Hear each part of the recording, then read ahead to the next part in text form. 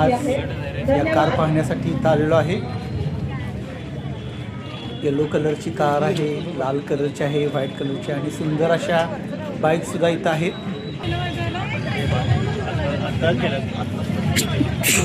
मस्तपैकी कारची सजावट चांगल्या पद्धतीने ती केलेली आहे.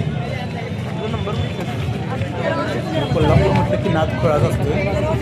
प्रत्येक गोष्ट इथं काळजीपूर्वक वाहनांची जोपासली जाते. पाहू शकता तुम्ही माझ्यासमोर अनेक वेगवेगळ्या कार्स आहेत आणि सुंदर अशा बाईक पण आहेत. तुम्ही पाहू शकता यामाहा, होंडा, कावासाकी, सुझुकी